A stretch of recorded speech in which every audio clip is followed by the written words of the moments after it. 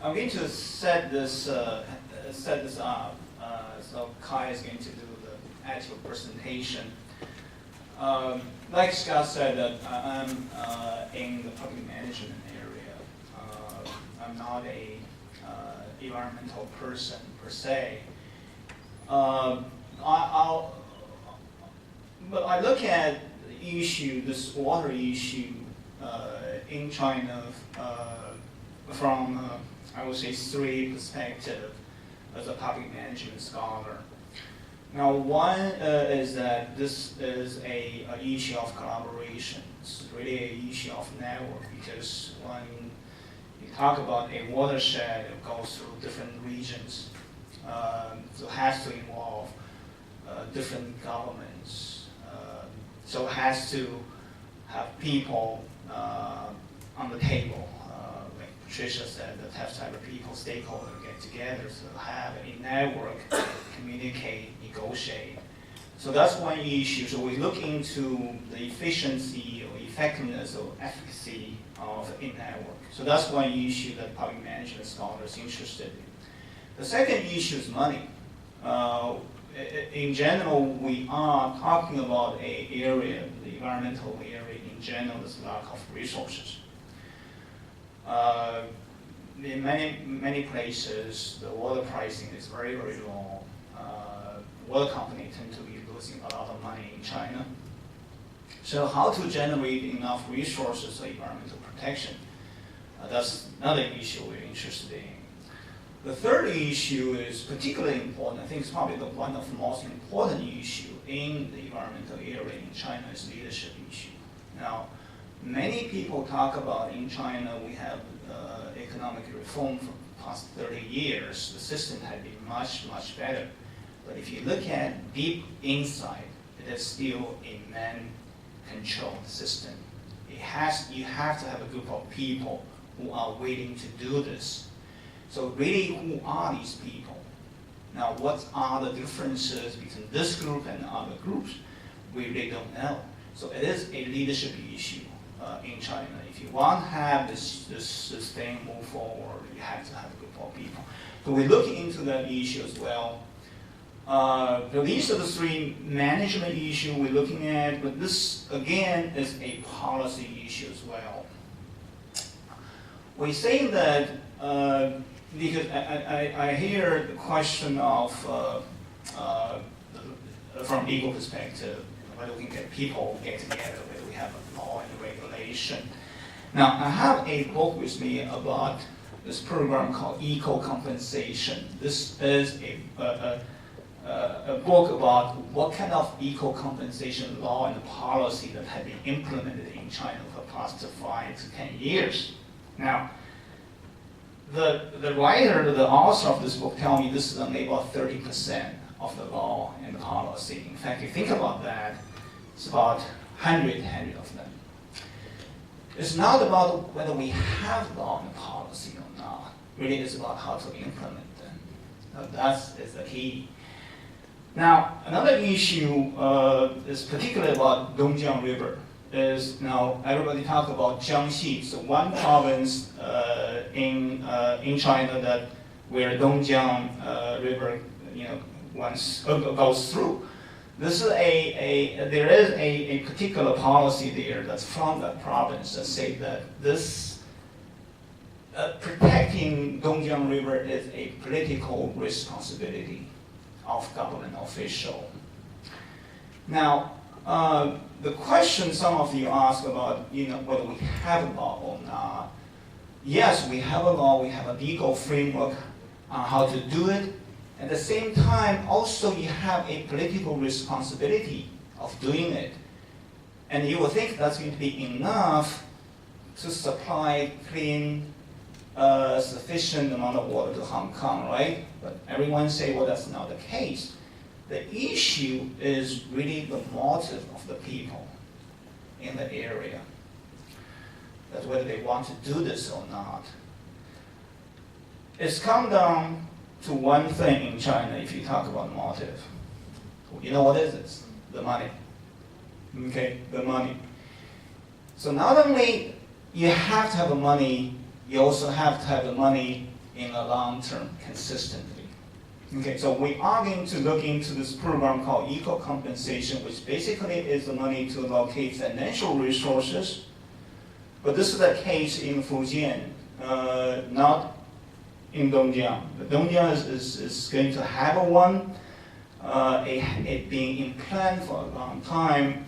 I just visited from the Minister of Environmental Protection in Beijing. I had a meeting with a group of people over there.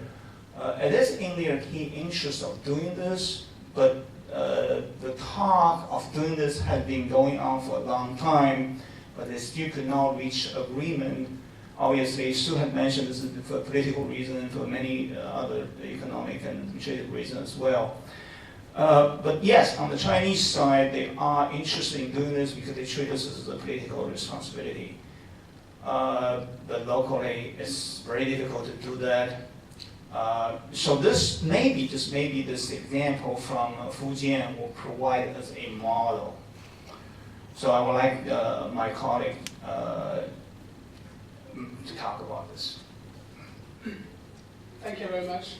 For the whole morning, we have been trying to identify what are the issues, especially water issues in China, in Hong Kong. So we got enough problems. Right now, I will present is what could be the possible solution for all of these issues we've been discussing. And I will skip some of this parts. I will mainly talk about the example I have and the field work I've been doing the past 3 years. So before we talk about the eco-compensation, we need to know about the payments for ecological service scheme, because that's how, I believe that's how the eco-compensation originally got this idea came from. It's like you have a service beneficiaries, you have a service producer, and then you have intermediaries to manage the scheme. So that's the simple logic of this eco-compensation. So eco-compensation in China. So people who don't know China so well, or people outside China who might have no idea how much work we've been doing, especially on the local level. Because we actually have, more than 10 years ago, we already issued pilot programs in the coastal provinces to tackle the water pollution issues. So this study will take 2 provinces on the coast areas to look into these different types of watershed eco-compensation in China. So this is a theoretical framework, I will skip it. So now, among all the literature reading, all the site observation, we have managed to identify 3 types of watershed eco-compensation in the local level. So the first one will be the example of today's talk, which is the divided river into 2 parts, the upstream and downstream. The second is more like the very traditional command and control, and the third one is more like a market-based people that sell the water use rights. So that's the 3 different types of eco-compensation in local China. So this is the example from the first figure. As you can see, the divide, this is a river called Jun River, flows through the whole jurisdiction in Changzhou municipality. So which means to flood all the areas. And they divided the river into 2 parts. The upstream area, which they call them the upstream area, and the downstream area, which are the Jinjiang, Shishi, those places.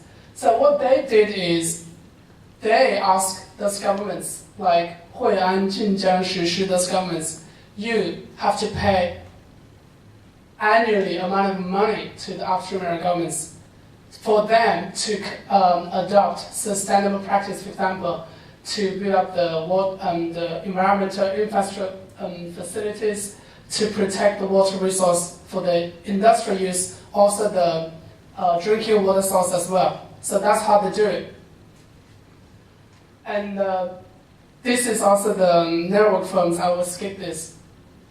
So anyway, what I look into is I identified in the implementation process, there are different strategies or activities have been implemented. And we believe this is actually a capacity building process in order to achieve desired outcomes. So I will mainly talk about how those different strategies have been implemented and what could be the actual impact. And from this implementation model, what can we learn from the Hong Kong Guangdong Corporation, this potential cooperation?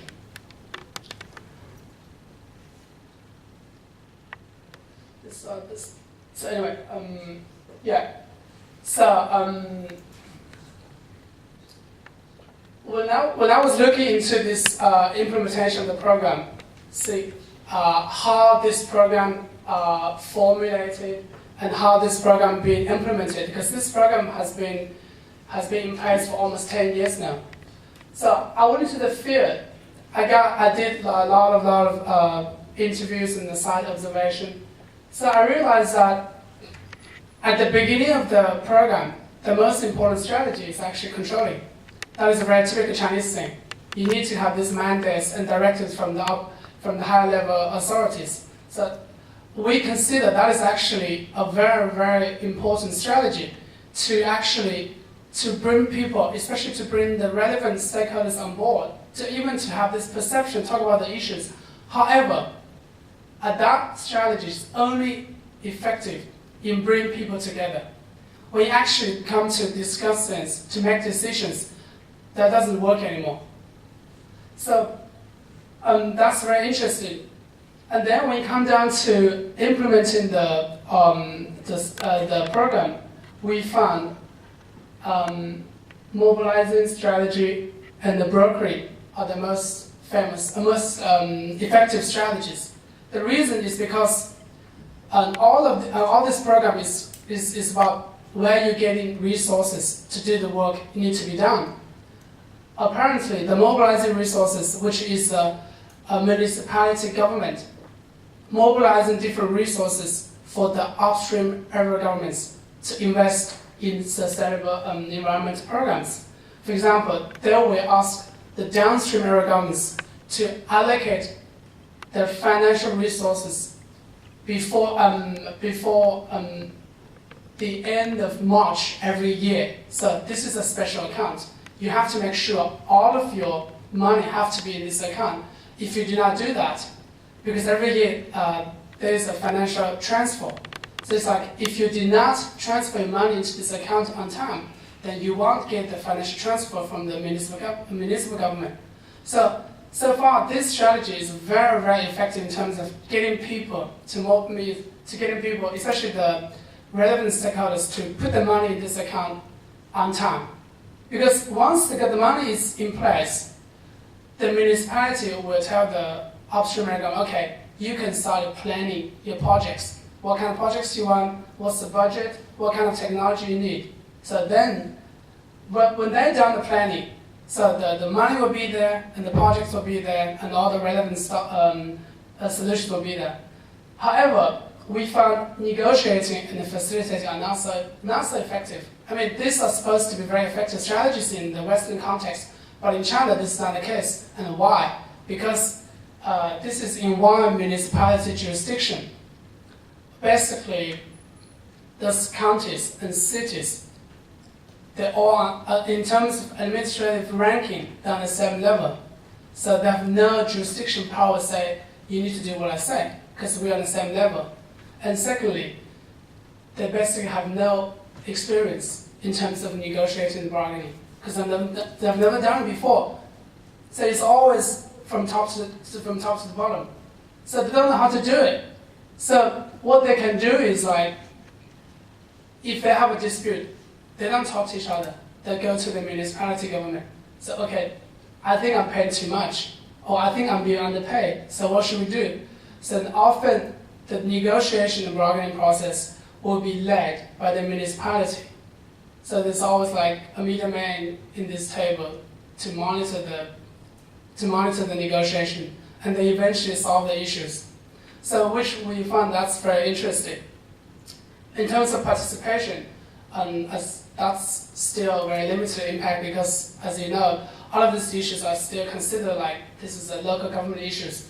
We don't really want local citizens to be involved so much unless this particular environmental project involves like land acquisition.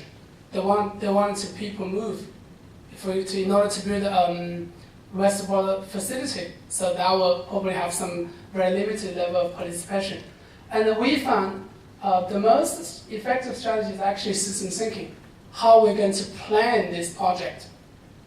I was amazed how they planned this project when we get to the meeting. I mean, they actually established a task force coordinating all of these different municipal organizations like Water Resource Bureau, Transportation Bureau, and Public Utility Bureaus, and Agriculture Bureau. They organize the task force team. They do the planning together.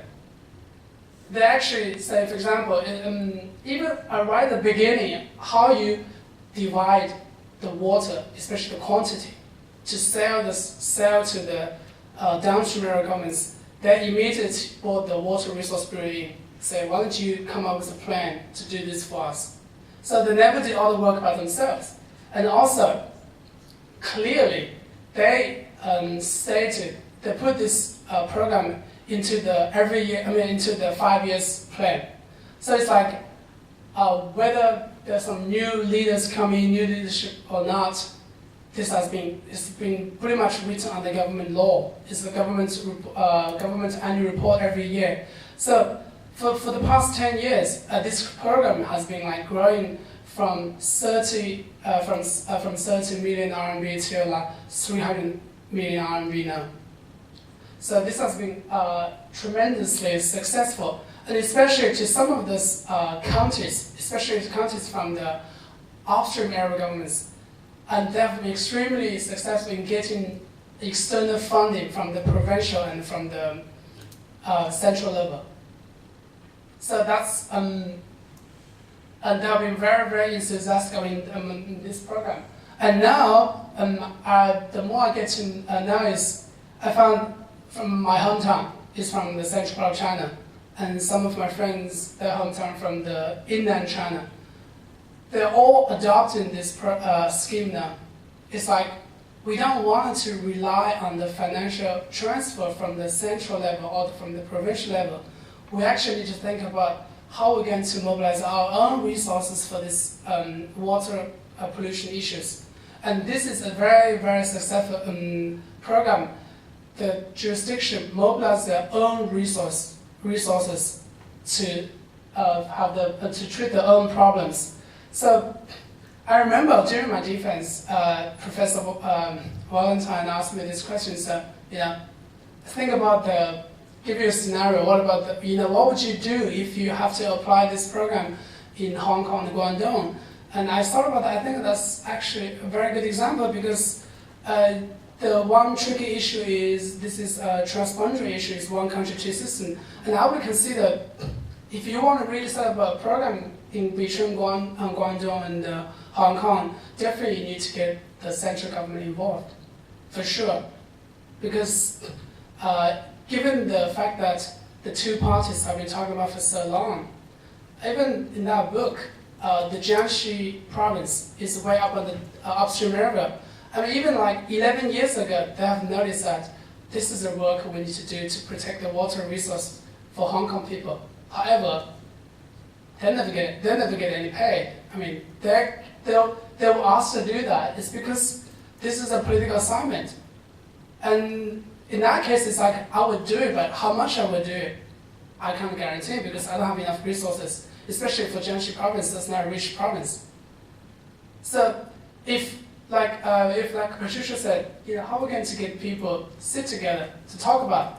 Because obviously, in this program, the example is the municipality brought everybody together. I think in the Guangdong and the Hong Kong case, it's like the central government has to involve to get the two parties together. I mean, Guangdong, Jiangxi, and Hong Kong all sit together, see what we're going to do. Because otherwise, I don't think Jiangxi province will have enough incentive to work on this program.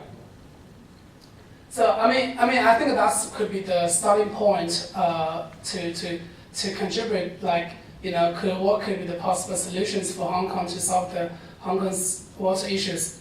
Anyway, that's what have to say about this eco-compensation program. Of course, if you want to know more about the different types of eco-compensation programs in different parts of China, I'll be happy to share. But given the time frame, I will stop it here. Anyway, thank you very much.